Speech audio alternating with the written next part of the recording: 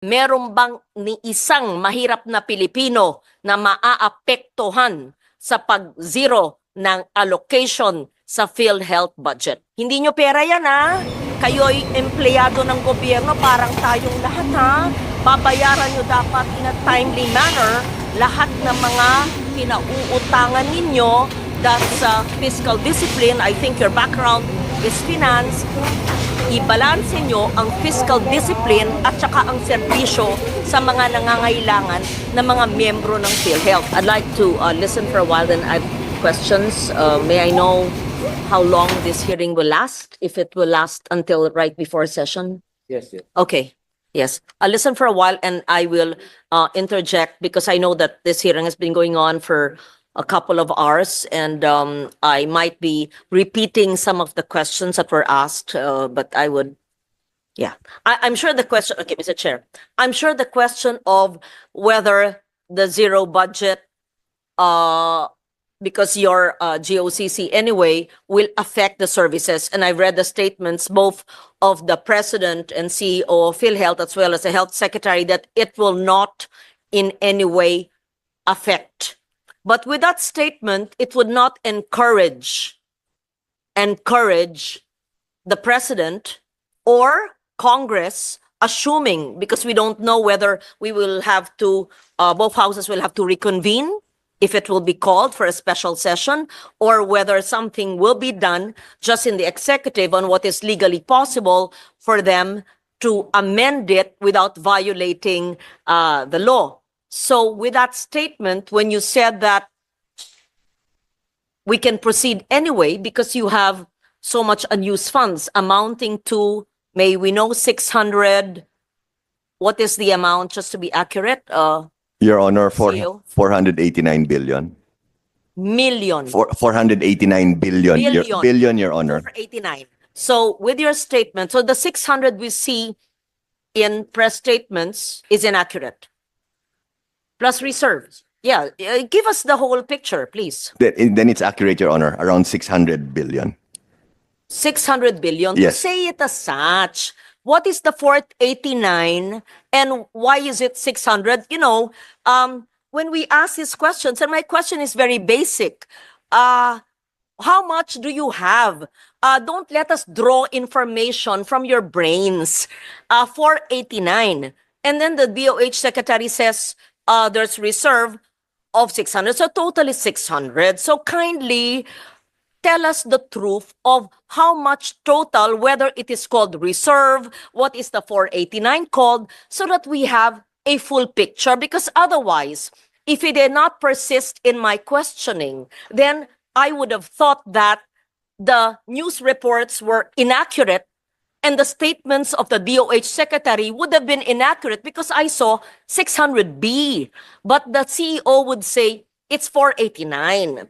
And there's a hell of a lot of difference between 600 and 489. So I would have deduced that, oh, there's some anomaly, or at least in my understanding of how much PhilHealth has. So may we request, Mr. Chair, I apologize for just being emphatic, I'm not angry, to just ask everyone very simple basic questions, because that's where we're coming from, and to just please advise us, do you need anything or you are comfortable with what you have because it's a big amount, and the President himself has stated many times that there was not a necessity, it was not necessary to provide any budget for you. In short, meron bang ni isang mahirap na Pilipino na maaapektuhan sa pag-zero ng allocation sa PhilHealth budget? And kindly give us the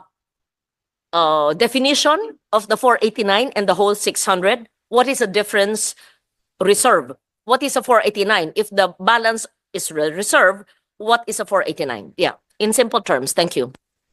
Your Honor, apologies for the miscommunication. If I can allow my Sir Renet Limsiaco, our Head of Finance, to give you the details po of the funds. Thank you, Your Honor, Mr. Chair.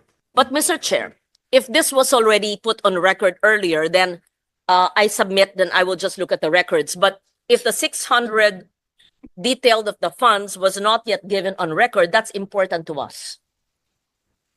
Iba ang 600 sa 489. Ano ba talagang exact, 600. no, I mean, anong exact amount ng inyong reserve fund? 600, may lumalabas na 600, sabi niyo 489. That's why, Mr. Chair, I had to correct them because when I talked to the CEO just now, he said 489 and the DOH secretary said 600 and the reports in media to the public is 600.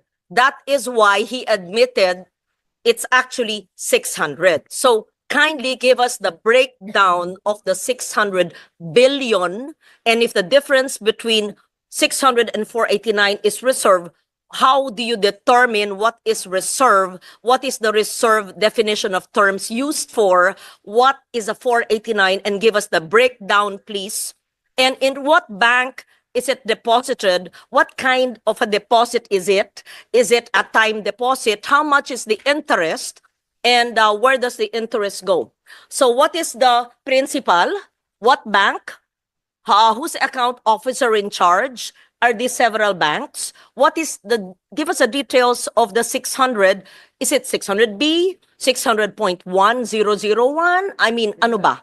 Detalya po. The Filipino people need to know.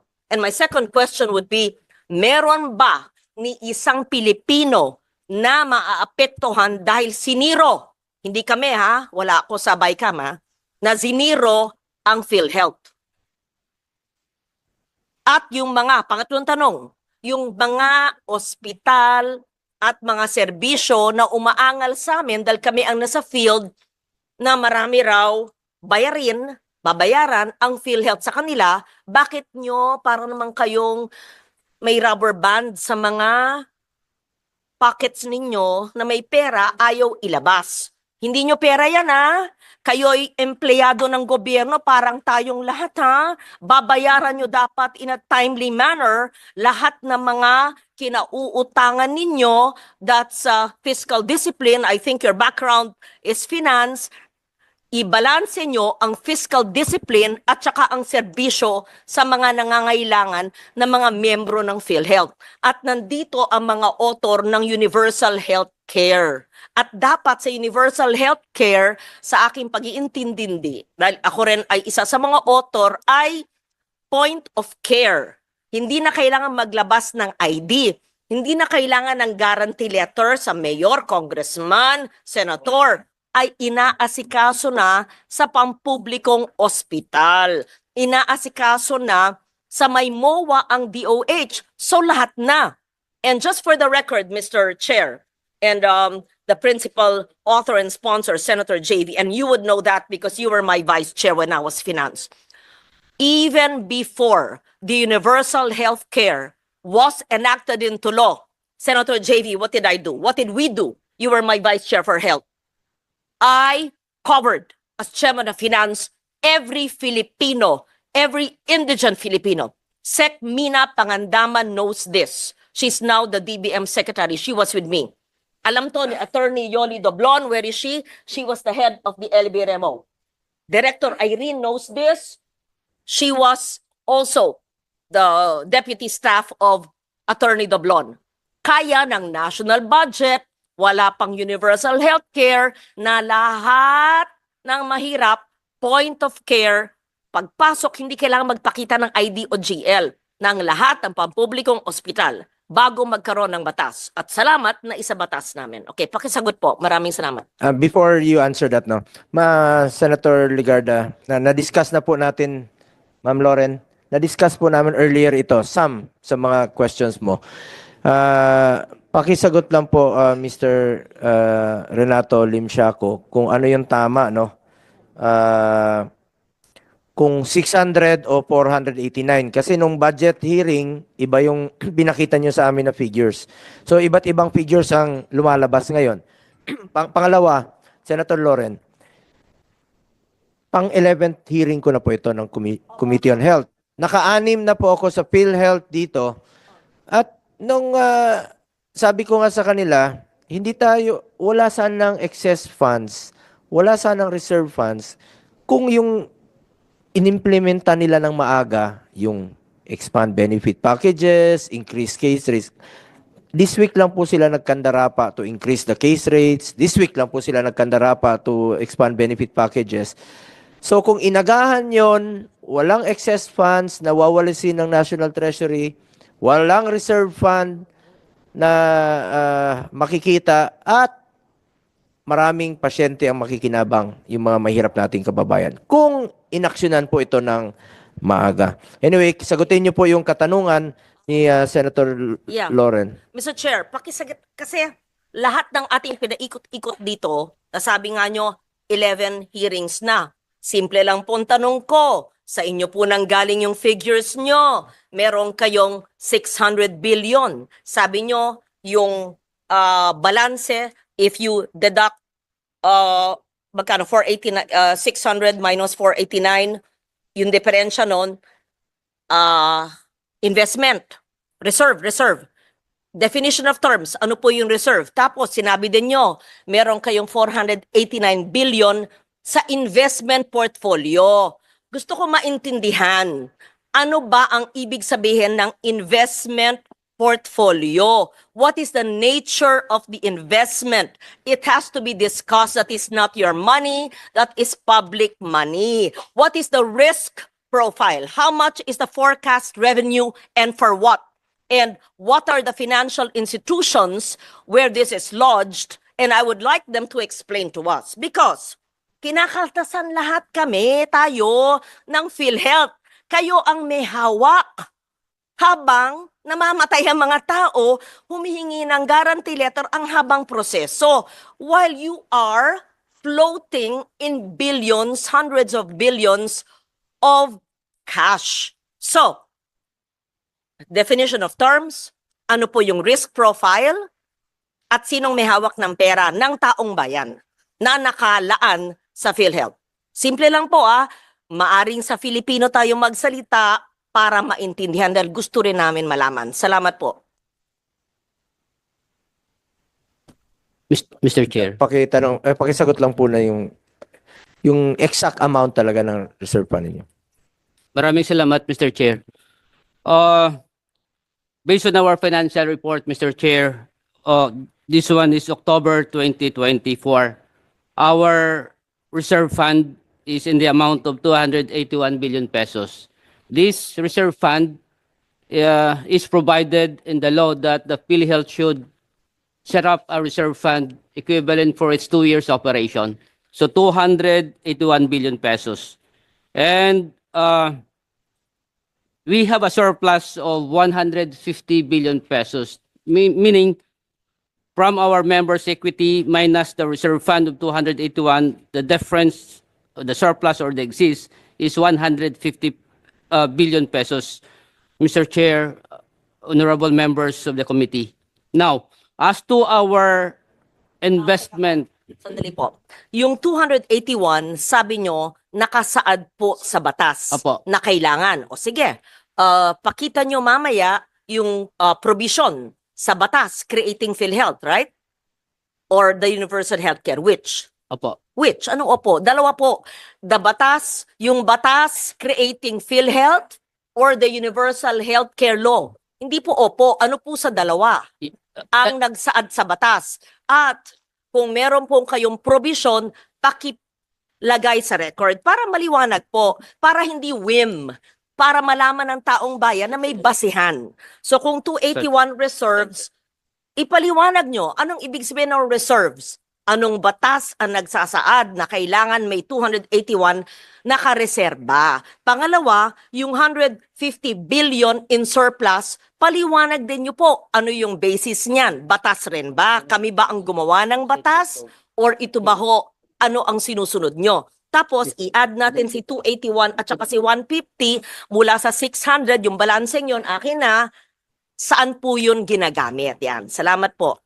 maraming salamat, Mr. Chair, Honorable Ligarda. Now, on the reserve fund po, Republic Act 7875 or the PhilHealth law, mayroon po yung provision. And of course, it is also stated here in Section 11 of the Universal Healthcare Law that program reserve fund, PhilHealth shall set aside portion of its accumulated revenue not needed to meet the cost of the current year's expenditures as reserve fund, provided that the total Reserve, surplus, may 431 billion pa kayo. Ayan. Paliwanag nyo yung ibig sabihin ng surplus at yung basihan ng surplus nyo, tapos yung 431, nandun na tayo. Paliwanag po nyo yung paggamit ng 431 at saan po naka-invest, ano po yung interest, ano yung risk. Thank you.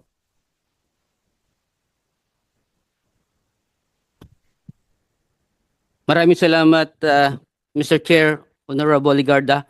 On the part of the surplus po, I initially in the year December 2023, wala ho tayong na-set up ng ganito. The initial that we have reserved ay 464 billion pesos. Now, with that computation of the EOF and adopted by PhilHealth, so yung sobra doon ay yun ang tinatawag natin na surplus. Now, for year 2024, sa beginning balance, in-add natin po yung income of PhilHealth na as September mayroon ho tayong 46 billion. Binawas po natin din dito yung compliance to the Department of Finance Circular 003-2024 and the special provision of GAA 2024 that 89.9 billion pesos, Mr. Chair, Honorable Ligarda. So matotal, yung lumalabas sa figure po natin dito ay isang 150 billion pesos. So ito po, yung 150 billion pesos po, ay po pwede po natin to improve our benefits or to reduce our contribution. So this is the reason why, Mr. Chair, Honorable Ligarda, that in the year 2025, our board approved already our budget in the amount of 284, sourced out from the following, Mr. Chair, Honorable Ligarda, from the direct contributors of 203 billion and from investment of 20.7 billion and our surplus as of October 31, 2024 of 150 billion. So 373 billion, Mr. Chair, Honorable Ligarda, is our source of income in our COB, Corporate Operating Budget, in the year 2025, approved by the board of the amount of 284.1 billion. Mr. Chair, Honorable Ligarda po. Iwanag pong sinabi nyo na yung 150 billion na surplus funds ay para lumiit ang contribution ng membro. Opo. Okay. Ano po ang ginagawa ninyo para lumiit ang contribution? Pangalawa, at ito ba'y na-implement na? Pangalawa, sabi nyo para mag-improve ang services. Anong karagdagan benepisyo o services ang mabibigay nyo sa taong bayan dahil yun ang pakay o gamit ng 150 billion? Thank you. Maraming salamat po. Honorable Mr. Chair, Honorable Ligarda, on the part of The questions. What is your position? Can I see? Senior Vice President, Mr. Ledesma, are you familiar with these issues or you're new so you're leaving it to your SVP?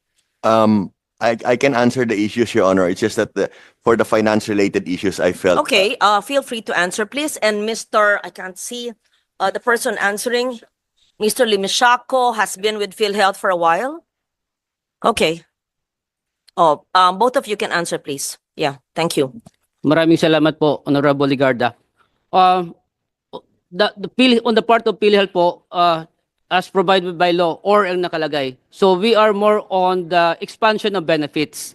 Now, as presented this morning, Honorable Ligarda and members of the committee, our board through our secretary po, Chairman of the Board Secretary Herbosa, approved the 50% across the board increase the other recent board meeting.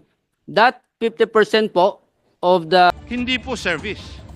Ginisa ang PhilHealth ng mga miyembro ng Good Government and Public Accountability Committee ng Kamara kung bakit tila raw inuna pa nilang i-invest ang kanilang pondo kaysa ipinantulong sa mga miyembro gaya ng pagpapalawak ng mga benepisyo. Sabi ni Congressman Romeo Acop ng Antipolo, sa loob lang ng 1 taon, kumita ng interes ang investment ng PhilHealth ng halos 10 bilyong piso. Ang nakikita ko business na kayo The money of PhilHealth should be used to increase the package or to decrease the contribution. Sorry, Mr. Ledesma. Chinek ko yung background mo. Investor, mga pinanggalingan mo pala sa mga investment, asset, liabilities. I understand magaling ka sa investment. But this is an entirely different matter. So dito, ang investment natin dito, buhay ng tao. We have already begun to change our policy. So yes, it is showing that our investments are increasing, so and so. But again, I'm humbly asking this honorable committee to give us just a little more patience. And in the next few years, iiba yung trend po at iikot yon. Agresibo na raw ang PhilHealth. Hindi naman daw ito nagagamit ng PhilHealth at natitenga lang sa bangko. Pero saan nga ba dinadala ng PhilHealth ang ibinibigay sa kanila noong subsidiya ng gobyerno? the subsidy from the national government receive po ng ating kahera, and ito po ay pinapasok natin dalawang bagay po. Benefit payment, pambayad natin sa mga benepisyo. Pag hindi po natin magagamit, Mr. Chair, of course we have also collection from the direct contributors, ay pinapasok po natin ito sa investment po. You don't know how to run a health insurance program. Yun po ang problema natin. At yan ang dahilan kung bakit kayo merong zero subsidy. Pasensya na po. Enhance. Pangalawa po, nung pandemic po, yung COVID, very few were going to the hospitals for treatment. Kaya nagkukumpol yung pera. Yung pangatlo po is, we still have to implement the increase in premium contributions kasi nakaset na yan by law eh.